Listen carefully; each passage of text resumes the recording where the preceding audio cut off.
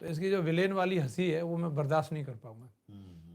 और इस चैलेंज को स्वीकार करके अगर मैं बात करूं, शुरुआती अगर मेरा सफ़र अगर 3.5 से 4 साल मैंने इस इंडस्ट्री में जो काम किया, मुश्किल से मेरी जो टोटल अर्निंग थी 60-70 हज़ार रुपये थी। अच्छा, वाह। और बहुत सारे लोग इतने ही समय में सब कुछ करके निकल जाने की 10 कंपनियां बदल लेते हैं इतने टाइम में तो। और वही समय था, मेरा ऐसा मानना है कि उसी समय में हमारी ईमानदारी का टेस्ट था, हमारे चरित्र का टेस्ट था। और लोग आ रहे थे, जा रहे थे, लालच भी देते थे, लेकिन उस वक्त में पेशेंस रखा और अपने आप को करेक्ट करते रहे कि हमसे गलती कहाँ हो रही है। राइट। इस इंडस्ट्री में अगर एक कोई भी धरती के किसी भी छोर पर अगर एक व्यक्ति कामयाब हुआ है तो दूसरे हम भी हो सकते हैं, ये अपने अंदर भरोसा था।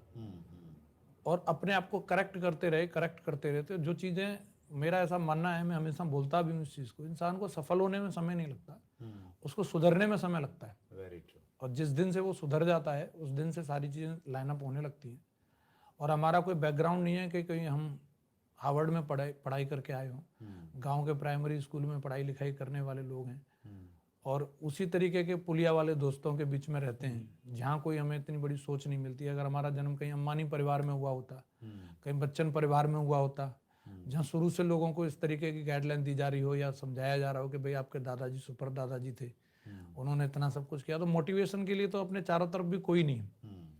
और उस जगह से फिर अपने आप को एजुकेट करना इंडस्ट्री में कहीं ना कहीं एक बहुत बड़ा पार्ट है कि हम लोगों को सिखाती है। पर लेकिन लोग कई बार ना वो अपने जो पुराना उनका अनुभव रहता है वो उनके ऊपर हावी रहता है और चीज़ों को बदल नहीं पाते। बहुत समय तक कई लोग अपने आप से लड़ते रहते हैं, सोचते रहते हैं अपने हिसाब से चलाऊंगा, और इसी चक्कर में मुझे भी करीबन 3-4 साल का अपनी स्मार्टनेस दिखाने के चक्कर में समय लगा। लेकिन जिस दिन मैंने पूरी तरीके से उस एजुकेशन सिस्टम को अपना लिया और पूरी तरीके से सबमिशन करके उस पर काम किया, तो सफलता फिर मेरे से दूर नहीं रही। जो चीज़ें जो मैं अपनी ज़िंदगी में सोचता था, 4 व्हीलर कार होनी चाहिए, तो मैं 19 साल की उम्र में 4 व्हीलर कार का ड्रीम था मेरा, तो वो ले दे करके एक वैगनर ले पाया था। पर लेकिन फिर उसके बाद में मेरा ड्रीम था कि अब इसके आगे भी जर्नी में कुछ होना चाहिए। मैंने टारगेट सेट किया था एक सफारी गाड़ी का, तो वो मैं नहीं ले पाया जिस टाइम पे मैंने उसको गोल में अपने सेट किया था।